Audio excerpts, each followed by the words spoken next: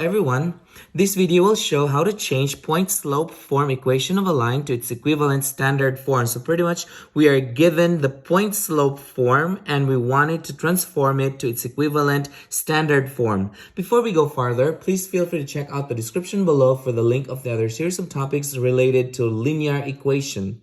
Before we go over some examples, let's have a review on the basics of point-slope form and standard form of a line.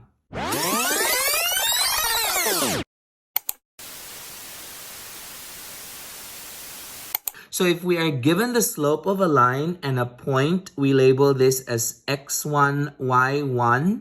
We can go ahead and determine the equation of this line by using the formula y minus y sub 1 equals m quantity x minus x sub 1, where our m is the slope and the coordinates x sub 1, y sub 1 is a point on the line. Sometimes the slope is not given, but another point is given. We can go ahead and solve for the slope of the line using these 2 points, and we still can use the point slope form. We just have to pick which of those 2 points we use to replace the y1 and x1 in the equation.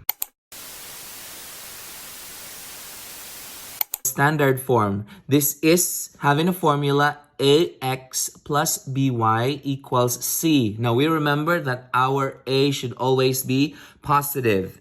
This standard form is generally used to determine the x and y intercepts of a line. So if we have here this line, it touches on this point on the y-axis and this point on the x-axis. We can determine the coordinates of these 2 points using this standard form. On the other hand, we also use this standard form in solving systems of equation.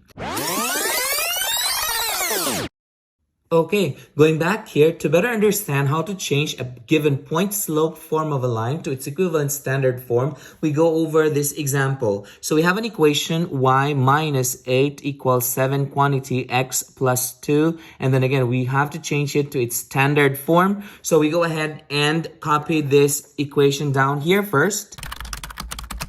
The first step that we're going to do is to distribute the 7 to each of the terms inside the parentheses so we can get rid of the parentheses. So we go ahead and distribute the 7 to the x and distribute the 7 to the 2. So then our equation would come out y minus 8 equals 7 times x is 7x, 7 times 2 is 14, so that's a plus 14. The next step that we are going to do is to combine the constants on the right side of the equation. So I go ahead and add 8 to both sides plus 8. So our equation would come out. We can, by the way, cross out the negative 8 and 8. So we're left with y equals 7x plus 22. Since the standard form has an equation ax plus by equals c, this tells us that we are supposed to move this 7x to the left side of the equation. So I go ahead and subtract 7x from both sides minus 7x. So this gets crossed out. And so we have negative 7x plus y equals 22. So we already have ax plus by equals c. But we remember that in a standard form, our a should always be positive. This tells us that we are going to multiply both sides of this equation by negative 1 so that we can have a positive a. So I multiply that with negative 1 and this gives us... So what I did here was that I distributed the negative 1 to each of the terms inside the parentheses. And that's how I got negative 1 times negative 7 is a positive 7. Negative 1 plus y is negative y. Negative 1 times 22 is negative 22. Where our a here is 7, our b is negative 1, and our c is negative 22. So I'm going to go ahead and write it down here. Now let's move on to the next example. At this time, I would encourage you to pause this video and try this problem out on your own. And when you're done, unpause it and check your answer. Okay, so we go over the problem here. So I'm going to go ahead and rewrite this equation down here. Again, we are going to distribute the 1/2 to each of the terms inside the parentheses. And so the equation would come out. Okay, if you notice, we have a denominator of 2 here. In order that we can get rid of this denominator 2, we're going to multiply both sides of the equation by 2. So this is how it's going to look like. So we're going to multiply this by 2, and then we multiply this by 2 as well. This tells us that we are going to distribute the 2 to each of the terms inside this bracket here, and each of the terms inside the parentheses on the left side. So this gives us 2 times y is 2y, and then we have 2 times 4 is 8, and that is equal to 1 times 2 is 2, and that is over 2x, minus 3 times 2 is 6, and that is over 2. So this gives us, we can simplify this 2 over 2 and 6 over 2. This comes out 2y plus 8 equals 1x. We can just write x minus 3. We are going to isolate all the constants on the right, so then we go ahead and subtract 8 from both sides. So minus 8 and minus 8. And so our equation would come out, we can cross this out, 2y equals x minus 11. So then we go ahead and subtract x from both sides. So this is how it's going to look like.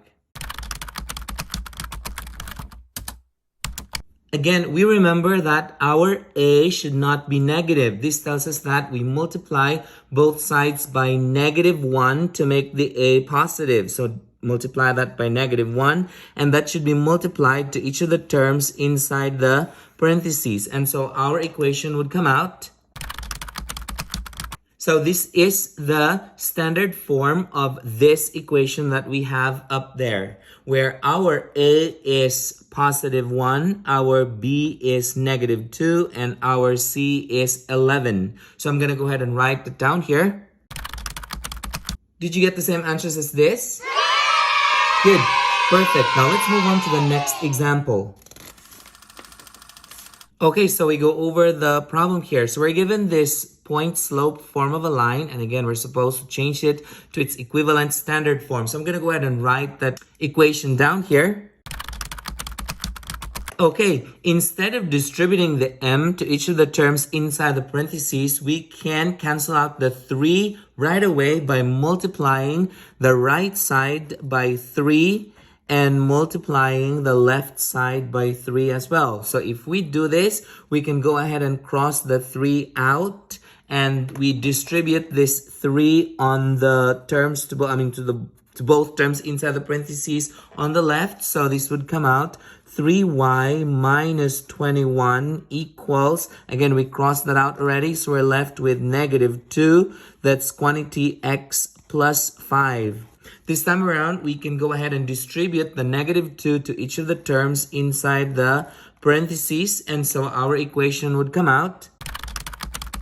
So the equation came out to be -2x minus 10, because we have -2 times x is -2x, and we have -2 times 5 is -10. So we go ahead and add 21 to both sides. So this is how it's going to look like. Okay, what we would do next is to add 2x to both sides, and this is how it's going to look like. So this is the equivalent standard form of this given point slope form of the line up there, where our a is 2, our b is 3, and our c is 11. So I'm going to go ahead and write that down here. That's it. If you found this video helpful, hit like and subscribe for more math videos. See ya!